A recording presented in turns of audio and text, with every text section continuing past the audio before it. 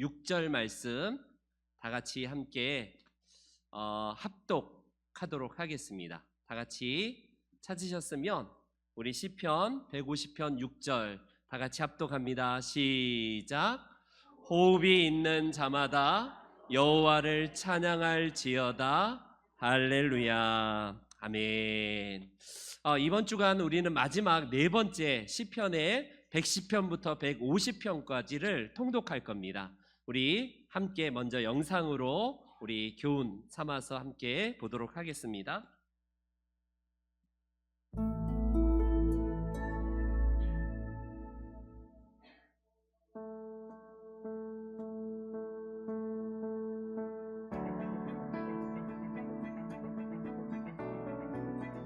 이번 영상은 리딩 지저스 3권의 5번째 수업으로 시편을 살펴보는 마지막 시간입니다. 오늘은 시편 3권에서 5권까지의 중심 내용을 알아보고 시편 전체가 예수님의 삶과 어떻게 연결되는지 살펴보겠습니다. 시편에 수록된 총 150편의 시는 언뜻 보면 서로 특별한 연관성 없이 제각각 존재하는 것처럼 보입니다. 그러나 사실 시편은 정교한 구조를 가지고 있고 분명한 목적을 위해 5권으로 나뉘어 묶여 있습니다. 시편은 하나님을 향한 우리의 고백인 동시에 우리를 향한 하나님의 말씀이기 때문에 우리는 각각의 시뿐만 아니라 시편 전체가 하나님의 섭리 가운데 우리를 위한 메시지를 전한다는 관점을 가지고 본서를 읽어야 합니다. 지난 영상에 이어 시편 3, 4, 5권의 구성과 메시지를 살펴보며 한 권으로서의 시편이 어떻게 그리스도를 향해 나아가는지, 그리고 우리가 어떻게 시편을 하나님의 백성답게 진정으로 노래할 수 있는지 알아보도록 하겠습니다.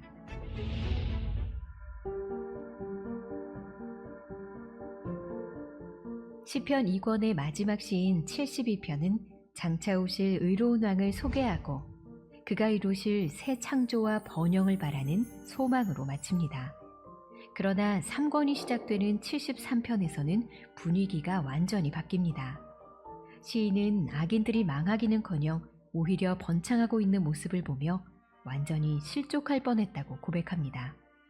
그러나 시인은 성전으로 들어가 의인과 악인의 마지막 운명을 다시 이해하며 비로소 답을 찾습니다. 그리고 시편 1, 2편의 메시지를 다시 한번 고백하며 끝을 맺습니다. 그 메시지는 바로 의인의 형통과 악인의 멸망이죠. 그러나 이어지는 74편은 예루살렘의 멸망에 대해서 말합니다. 73편에서 시인이 위로받기 위해 찾아간 바로 그 성소가 바벨론에 의해서 파괴되고 불타버린 것입니다. 이제 하나님의 백성들은 어디에서 소망을 찾을 수 있을까요? 74편 이후 시편 3권 전체에 걸쳐 탄식과 소망이 교차하다가 88편에 이르면 절망의 밑바닥까지 떨어집니다. 시편 88편은 탄식을 넘어 찬양의 방향으로 움직이지 않는 유일한 탄식시입니다.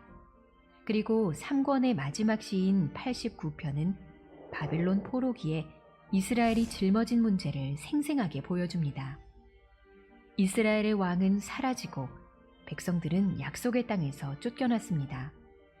하나님의 신실한 언약에도 불구하고 모든 것이 무너져버린 듯한 상황에 놓인 것입니다. 이제 이스라엘은 어디로 나아가야 할까요? 모든 것이 끝난 것 같은 상황 속에 이스라엘은 어떻게 회복될 수 있을까요?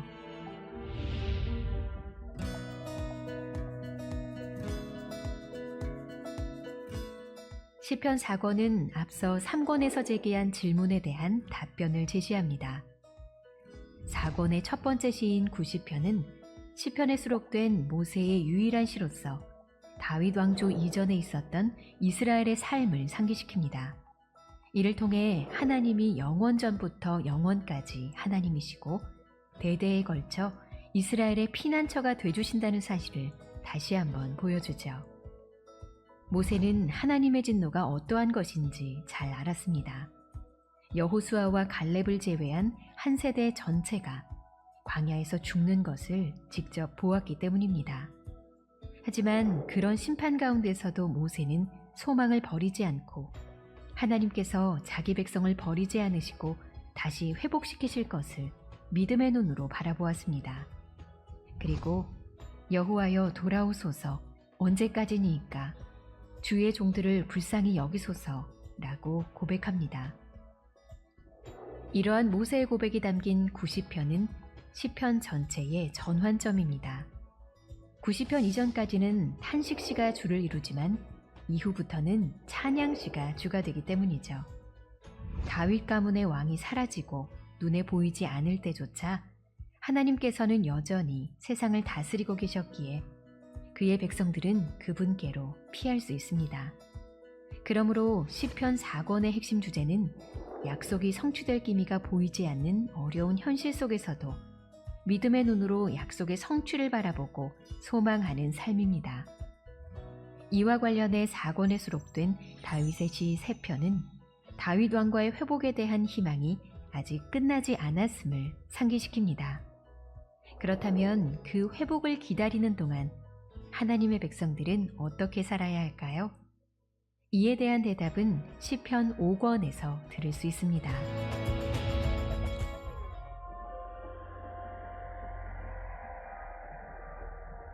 시편 마지막을 장식하는 5권은 다윗 왕가의 회복을 기다리는 동안 어떠한 삶을 살아야 하는가에 대한 답을 줍니다. 그 답은 바로 하늘에 계신 왕의 통치에 순종하며 장차 임할 다윗 왕조의 완성을 고대하며 살아가는 것입니다.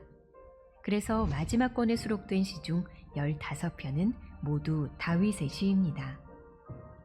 시편 5권의 중심인 118편과 119편은 앞선 질문의 답을 좀 더 구체적으로 설명합니다. 118편은 메시아 시편이고 119편은 율법 시편으로 믿음으로 율법을 지키며 순종하되 노예와 같이 복종하는 것이 아니라 사랑을 동기로 즐거워하며 순종하라고 가르치고 있습니다. 이어지는 120편과 121편에서 시인은 이런 삶을 살아가는 자들에게 환난이 있을지라도 졸지도 주무시지도 않는 하나님께서 그들을 밤낮 지키실 것을 확신합니다. 5권의 후반부는 다윗 왕조에 대한 약속이 반드시 이루어지리라는 소망과 그 기름 부음 받은 자로 말미암은 백성들의 연합에 대해 노래합니다. 이어서 134편에서 136편까지 찬양이 이어지다가 마지막 145편부터 150편에 이르러서는 진정한 크레센도를 이루며 찬양이 폭발합니다.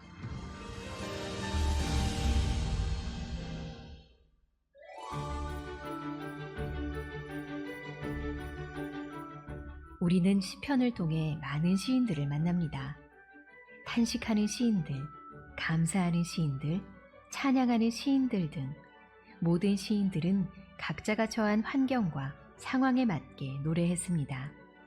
이러한 시편은 각 시인들의 노래이기도 하지만 궁극적으로는 예수 그리스도의 노래입니다.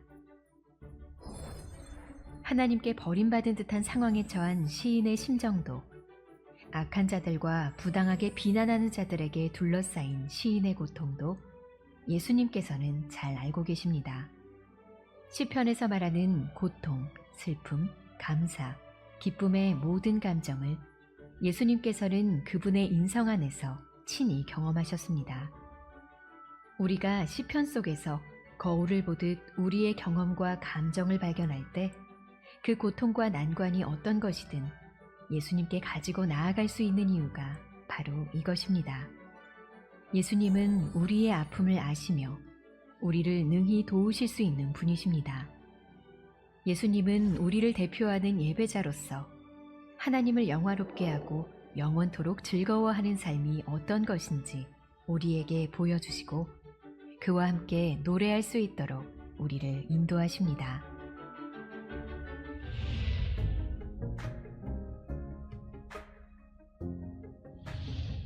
우리 모두는 살아가면서 낙심과 절망을 경험합니다. 이런 점에서 시편 시인들이 마주한 삶의 상황은 오늘날 우리 모두의 삶이라고 볼 수 있습니다. 예수님께서는 이런 우리들을 위해 오셨습니다. 그분은 우리의 모든 고통을 알고 계시며 우리를 긍휼히 여기시고 사랑하십니다. 그래서 우리의 슬픔과 아픔을 위로하시고 우리의 연약함을 동정하시며 지금도 기도하십니다. 만물의 완성을 기다리는 지금, 우리는 예수님의 다시 오심을 소망하고 기다리고 있습니다. 우리는 이 기다림의 시간 동안 새 노래로 찬양하며 예배해야 합니다. 이 찬양은 약속된 왕이 오실 때까지 계속되어야 할 것입니다. 호흡이 있는 자마다 여호와를 찬양할지어다. 할렐루야.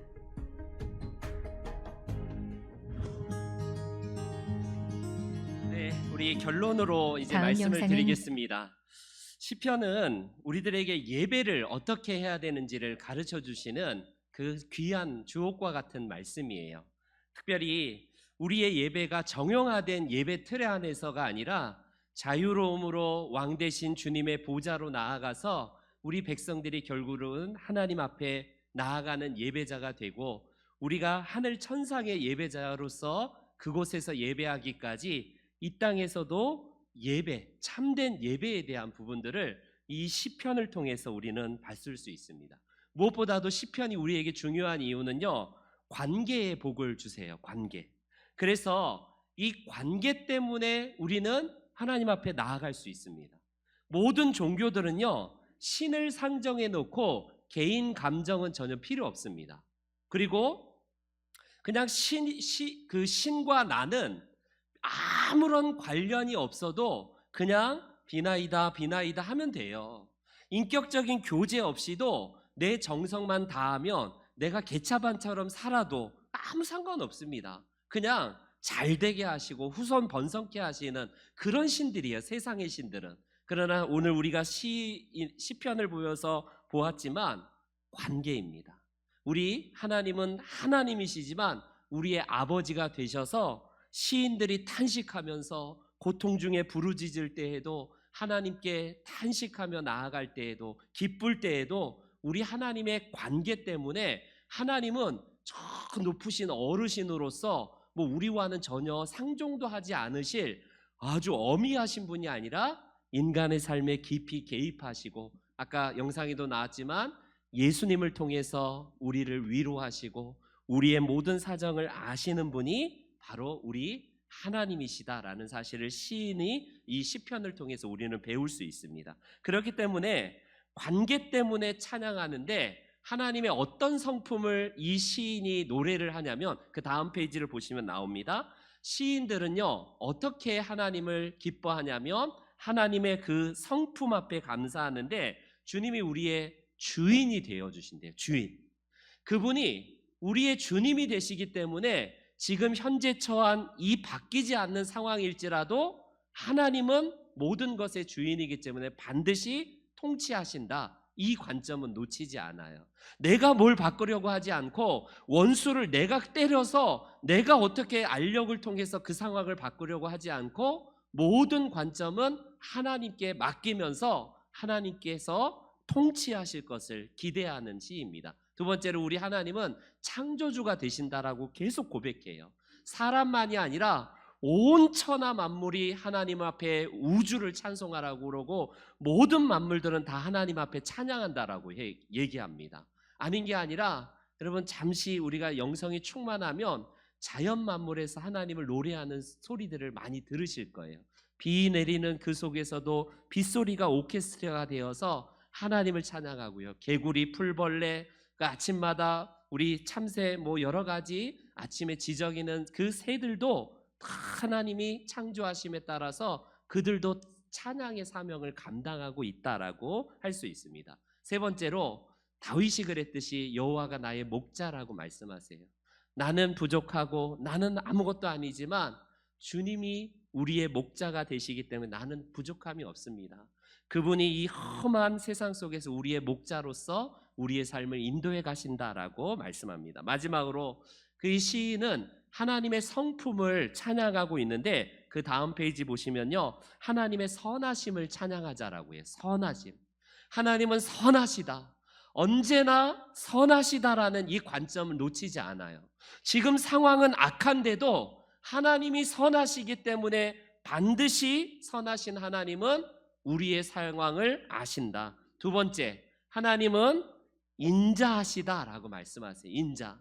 진노 중에라도 우리를 향하신 긍휼하심 때문에 하나님은 인자하심. 그래서 인자하신 하나님을 찬양하자라고 이야기를 합니다. 마지막으로 하나님의 신실하심, 성실하심에 대해서 우리들에게 찬양을 받으실 분이라고 그분의 성품을 대표적으로 많은 성품들 중에 하나님의 성품 때문에 우리가 하나님께 찬양하자라고 말씀합니다. 오늘 우리 마지막 장 이제 결론을 맺겠습니다. 우리 함께 교훈을 읽어볼까요? 시작.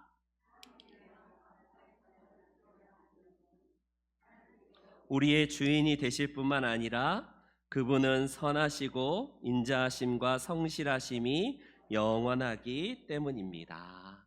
저와 여러분들이 한 주간의 성경 읽기를 통해서 이번 주간도 우리에게 모든 상황에서 우리 하나님이 통치자가 되신다는 것을 고백하시며 그분의 신실하심, 그분의 성품 앞에서 오늘 이번 주 한 주간도 승리하는 복된 한 주 되시기를 주님의 이름으로 축복합니다. 아멘. 아멘.